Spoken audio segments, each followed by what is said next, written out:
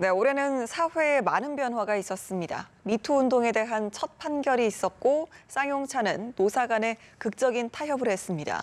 또 끊이질 않는 재벌가의 갑질이 수면 위에 다시 오르기도 했는데요. 최영일 시사평론가와 함께 이야기 나눠보도록 하겠습니다. 어서 오십시오. 안녕하세요.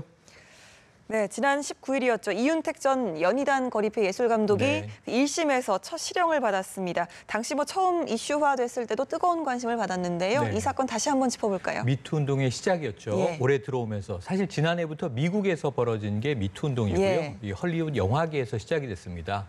하비 웨인스틴이라고 하는 이 정말 영화계의 큰손 예. 영화 제작자에 대해서 수십 년간 성추행을 당했던 여배우들이 무명의 여배우부터 유명 여배우까지 이제 폭로를 시작했던 건데요. 그렇습니다. 그게 우리나라로 넘어와서는 특이하게도 처음에는 법조계에서 시작이 됐죠. 서지현 검사의 폭로로 시작이 됐는데 다만 이 서 검사의 사건은 공소시효가 한참 지난 상황이어서 예. 법적 처벌의 대상이 되지 못했고 의혹에 대한 이제 진실 규명이 화두가 됐었습니다. 문화예술계로 넘어와서 터진 게 이윤택 감독 사건이었고요. 네.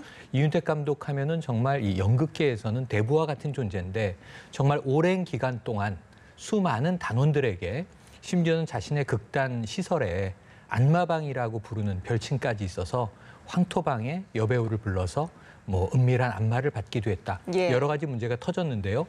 여기에 대한 경찰 수사가 있었고 결국은 입건 구속이 됐습니다. 1심 판결은 징역 6년. 상당히 중형이라고 볼 수 있겠고요. 적어도 한 8년 기간 동안 18명의 단원들에게 성추행을 한 혐의가 인정이 됐습니다. 예. 사실 이 재판은 양쪽에서 모두 항소를 신청한 것으로 네. 알려졌는데요. 검찰 측에서는 형량이 가볍다. 네. 또 이윤택 감독 측에서는 너무 무겁다 이런 입장인데 이게 좀 2심에서 뒤집힐 가능성도 있다고 보십니까? 뒤집힐 가능성은 두 가지죠. 형량이 높아질 가능성과 낮아질 가능성이 있는데 대체로 형량이 높아지는 가능성은 이례적으로 있긴 있습니다만 예. 이 빈도가 많지는 않습니다. 대체로 2심에서는 형량이 낮아지는 게 일반적이거든요. 그 사이에 어떤 일이 벌어지냐면 이제 이윤택 감독이 이제 피해자와 합의를 한다든가 피해자가 선처를 요구한다든가 예. 혹은 반성의 모습을 많이 보인다든가 대부분 반성문들을 많이 씁니다. 이러한 것들을 통해서 형량을 낮추려는 노력은 일반적으로 할 것으로 아마 보여지고요. 그 경우에 이제 검찰은 지금 이 죄질에 비해서 형량이 낮다. 7년 구형에 맞춰달라 하고 하는 요구이기 때문에 상당히 치열하게 또 2심에서도 법정 공방이 벌어질 텐데 지금 현재 상태로 봐서는 높아질 가능성과 낮아질 가능성이 반반 모두 다 존재한다. 이렇게 관측할 수 있겠습니다. 알겠습니다. 정치권 미투 사건으로 좀 넘어가 보도록 하겠습니다. 네. 역시나 좀 안희정 전 충남도지사의 사건이 많은 충격을 불러일으키기도 했는데요. 네. 사실 1심에서는 무죄가 나왔거든요. 좀 이윤택 감독과는 조금 다른 이야기 같은데 여기에 네. 대해서는 어떻게 보십니까? 그러니까 이것은 이제 위력에 의한 간음, 또 성추행, 강제추행이 적용돼 있는데요. 그런데 지금 이 유사한 사건, 예를 들면 어떤 권위라든가 직위를 이용해서 부하 여직원에게 성추행이나 성적인 범죄를 가한 경우에 지금 유사하게는 안희정 지사 1심 무죄에 이은 사건에서는 위력에 의한 간음이 인정된 판례도 지금 나와 있어요. 예. 그런 측면에서 보면 왜 안희정 지사만 무죄냐 하는 이제 여론의 성토도 있습니다만 지금 재판부의 판결문이 굉장히 두꺼운데요. 예. 1심 판결문을 읽어보면 조금 이 피해자인 김지은 씨의 진술이 대체로 지금 증거가 없는 사건이거든요. 네. 증거가 없는 이제 성범죄 사건의 경우에는 피해자의 일관된 진술이 굉장히 중요하다고 보는데 김지은 씨의 진술이 다소 일관되지 않다. 1심 재판부에서는 그 김지은 씨의 진술을 모두 다 믿기가 어렵다라고 보고 있는 시각이 눈에 띕니다. 예. 해석의 문제죠. 그래서 지금 2심에서는 과연 어떻게 될 것이냐. 그런데 이제 검찰 측에서 더 결정적인 증거를 제시하지 못한다면 1심의 판결이 그대로 이어지지 않겠느냐 하는 관측이 법조계에서는 다소 우세하고요. 예. 그렇지 않고 새로운 이제 결정적 증거가 2심에서 추가가 된다면 번복 가능성도 여전히 남아 있는데 무엇보다도 이 범죄를 입증해야 하는 검찰 쪽에 좀 무거운 숙제가 던져져 있다고 볼 수 있겠습니다. 예, 이런 좀 미투 움직임을 최근까지 좀 이어져서 이야기를 좀 해보자면 사실 최근에는 그 스쿨 미투 운동이 계속해서 일어나고 있거든요. 그렇습니다. 특히나 좀 학교에서의 교정에서의 선생님에 의한 어떤 성추행 피해를 학생들이 폭로를 하면서 이어지고 있는데 사실 이게 최근에 와서 벌어졌다기보다는 그동안 계속 막혀 있었던 뚜껑이 열린 것이다라고 맞습니다. 보여지는데 계속해서 이렇게 학교에서 스쿨 미투 운동, 뭐 학교 내에서의 이런 성희롱이나 성추행이 이어지고 있는 건 상당히 좀 심각한 문제 아니겠습니까? 심각한 문제입니다. 네. 이제 골마서 터질 것이 미투 운동의 여파로 이제서야 좀 보물처럼 터진다. 예. 과거에도 학교 안에서의 성희롱이나 성추행, 심지어는 성폭행도 있었고요. 또 미성년자에 대한 보호라는 측면에서 우리 예. 사회에서 학부모라면, 정말 딸이 있는 학부모라면 다 경악할 일인데 예. 또 사실은 왕왕 공공연히 있어 왔는데 이것이 개별적인 사건으로 다루어지다가 미투 운동의 영향이라고 하는 것은 이제는 우리는 못 참겠다. 다수의 목소리가 터져 나오면서 이런 일이 그동안은 쉬쉬해왔지만 상당히 공공연히 행해지고 있었다라고 하는 것을 우리가 알게 된 상황이에요. 네. 그래서 이렇게 언론에도 이제 보도가 되는 거고요. 사실 지금 여중고에서는 적지 않은 부분의 사건들이 터져 나오면서 이걸 각 교육청들이 어떻게 대응해야 할지도 고심을 하고 있는데요. 결국은 이제 어쩔 수 없습니다. 한번 다 이러한 부분들을 우리가 골문 것들을 드러내놓고 청산을 해야 되는 그런 상황입니다. 그래서 적어도 뭐 한 10년 동안 뭐 어떤 특정한 여학교에서는 수백 명의 졸업생과 재학생이 성희롱에 시달렸다. 이 어떤 경중의 면에서는 뭐 다소 가볍다고 얘기할 수도 있겠지만 사실 성적 감수성이 민감하고 예. 성 정체성이 형성되고 있는 청소년 시기에 이런 일이 교사로부터 이제 행해졌다라고 한다면 사실 그 트라우마는 평생 갈 수도 있습니다. 네. 그래서 우리가 이걸 가볍다고 해서 가볍게 여길 문제가 아니고요. 성폭행이 아닌 성추행, 성희롱의 경우에도 적어도 학교 안에서는 다 청산될 수 있도록 우리 사회 공동체가 함께 노력해야 하는 것 아닐까 하는 그런 이제 문제를 지금 던지고 있는 사건들이 여러 건이 터지고 있네요. 예, 말씀을 들어보면 뭐 미투 운동이 당분간은 계속해서 좀 이어질 가능성이 크다라고 볼 수가 있겠네요. 네, 아직도 이 다 드러나지 않은 여러 부분이 있을 수 예. 있습니다. 지금 뭐 법조계, 문화예술계, 정치권 그리고 이제 스쿨 미투까지 얘기를 드렸습니다만 사실 가장 많은 성적인 이 추행, 범죄가 벌어지는 것은 기업 현장일 수 있습니다. 예. 그래서 간혹 터져 나오고요. 뭐 회장님의 여비서에 대한 추행이라든가 이런 사건들을 우리가 보고 눈살을 찌푸리게 되는데 그걸 지금까지는 개별 사건, 개별 인성의 문제, 네. 개별 상황의 문제로 봤지만 미투라고 하는 것은 그것이 생각보다 은연중에 만연해 있다는 걸 드러내고 있거든요. 그러면서 이제 기업계를 포함해서 남녀가 함께 공존하는 공간에서는 이 성적인 문제에 대해서는 훨씬 더 엄격해져야 될 것 같고요. 자기 검열, 자기 관리를 남성들은 특히 더 강화해야 되는 것 아닌가. 또 심지어는 술자리에서 여성으로부터 남성에 대한 이제 성적 가해도 이루어지고 있거든요. 예. 이런 부분은 서로 함께 또 조심해야 하는 그런 사회 분위기로 가고 있다고 봐야 할 것 같습니다. 알겠습니다. 뭐 이번 좀 다른 이야기를 좀 해보죠. 지난 21일에 이 쌍용 자동차 노사 네. 극적으로 타결을 했습니다. 9년 만에 합의가 됐다고 하는데 어떤 사건인지 한번 또 짚어볼까요? 네, 지난 월요일 날 제가 김득중 지부장을 직접 만났는데요. 네. 9년간 투쟁을 해오신 분입니다. 정말 감기가 무량해 하시고 계시고요. 9년 됐다라고 하는 것은 2009년 5월부터 8월까지 무려 76일 동안 이 쌍용차의 노동자들이 파업을 했어요. 네. 근데 거기에 대해서 이제 공권력의 대대적인 진압이 있었는데 거의 테러 진압하듯한 굉장히 좀 과잉 대응 아니냐 하는 이제 비난은 나을 정도의 좀 심각한 물리적인 폭력도 있었고요. 충돌도 많이 있었습니다. 경찰 부상자도 있었고요. 그래서 굉장히 참담한 사태가 벌어졌던 거죠.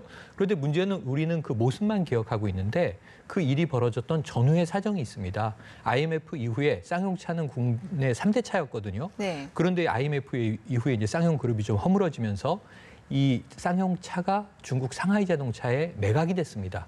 근데 중국 상하이 자동차가 들어와서 회사를 살리기 위한 투자를 하겠다고 했는데 투자를 한 푼도 하지 않고 1,200억 원의 기술료 중에서도 600억 원만 지급을 하고 핵심 기술을 다 중국으로 빼간 것이 나중에 확인됩니다. 그래놓고 이제 구조조정 신청에 들어가니까 노동자들은 받아들일 수 없었던 거죠. 예. 그래서 당시에 파업이 일어났는데 아마 정부 차원에서는 이 장기화되는 파업이 우려가 됐는지 청와대에서 지시까지 해서 좀 아주 강한 진압을 했고 여기서 정말 물리적인 충돌이 불상사로 발생을 하게 됐던 거죠. 그리고 나서 모든 이제 쌍용차 그 농성에 참여했던 노동자들이 해고가 됩니다. 그리고 마지막 해고자가 남아 있었는데요. 그 사이에 쌍용차의 대주주는 지금 인도의 마힌드라 그룹으로 바뀌어 있고요.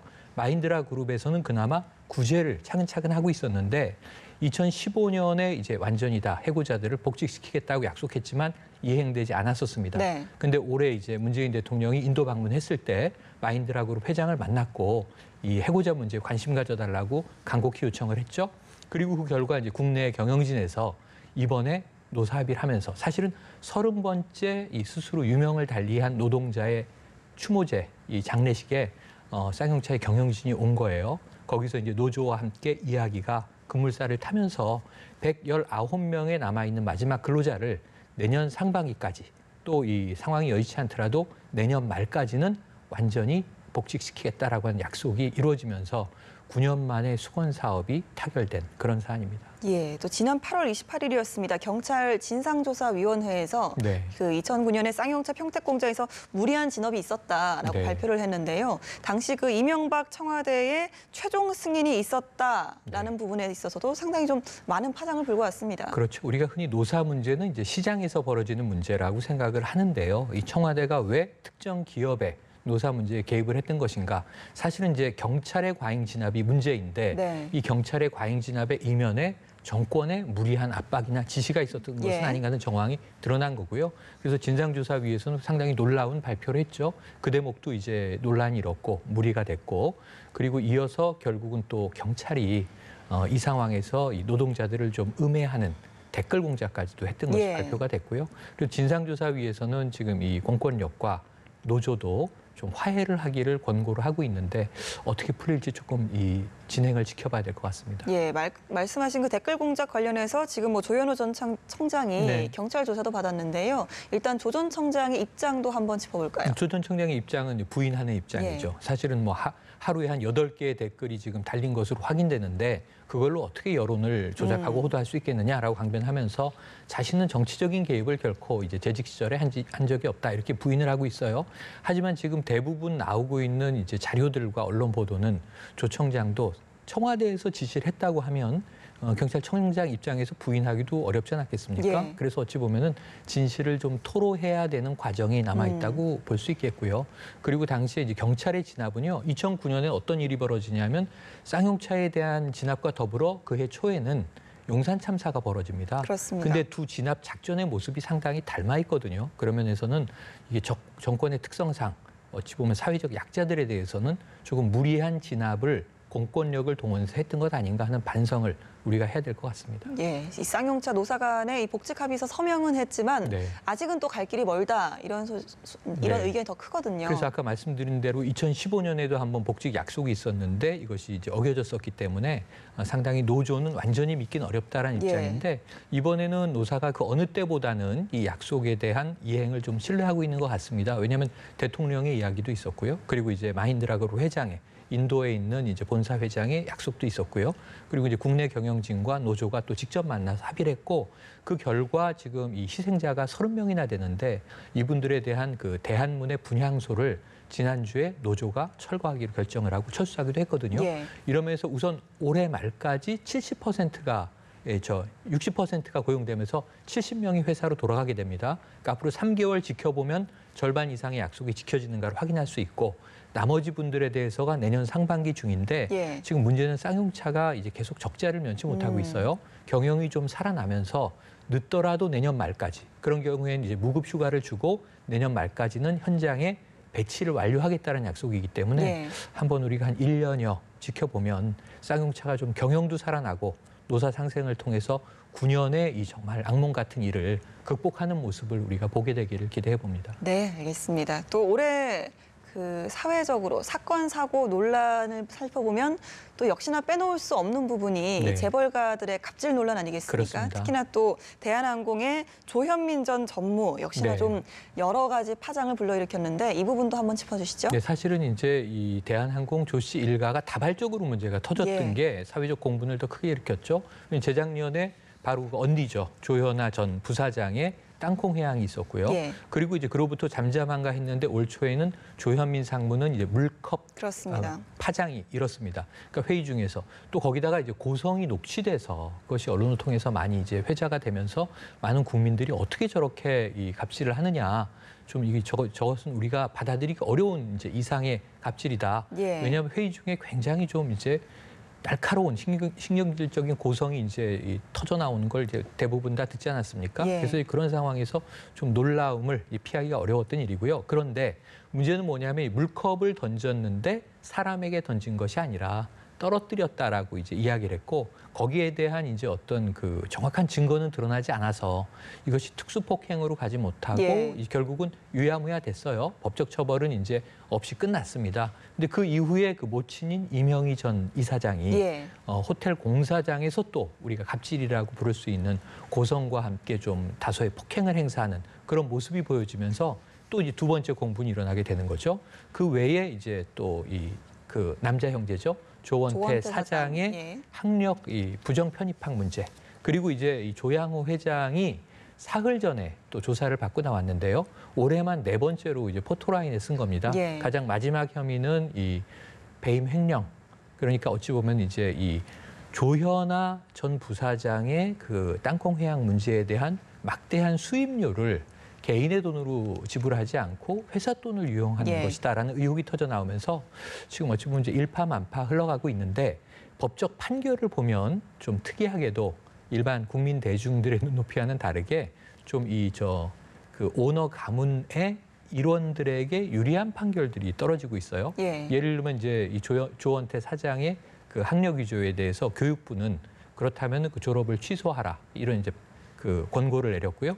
그다음에 이제 또 이 그 조 회장에 대한 문제에 있어서도 이 그 인하대의 이사장을 맡고 있는데 임원 취임을 취소하라 이런 교육청의 이 지시가 나왔는데 네. 이것을 부인하는 이제 집행 정지 신청을 조 씨 일가가 했고 이게 법원에서 받아들여진 겁니다. 예. 그러니까 최종적으로 본안에 대한 소송이 판결이 끝날 때까지는 교육청이 지시한 것이 지금 이제 작동할 수 없는 상황으로 막혀 있는 거죠.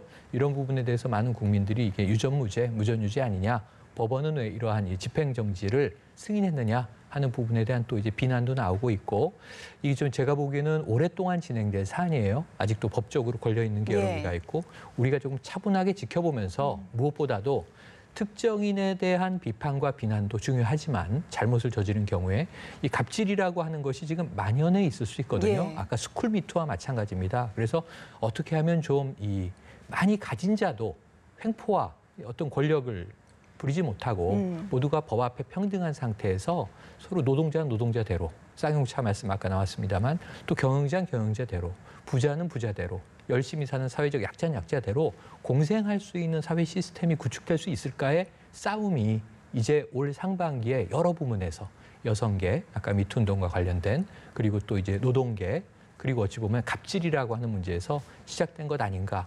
우리 국민 눈높이가 높아진 것을 모두 다 직시하면서 좀 자신들의 수준을 높여가기를 기대해야 될 것 같습니다. 네, 알겠습니다. 오늘 말씀 여기까지 듣겠습니다. 최영일 시사평론가와 함께했습니다. 고맙습니다. 고맙습니다.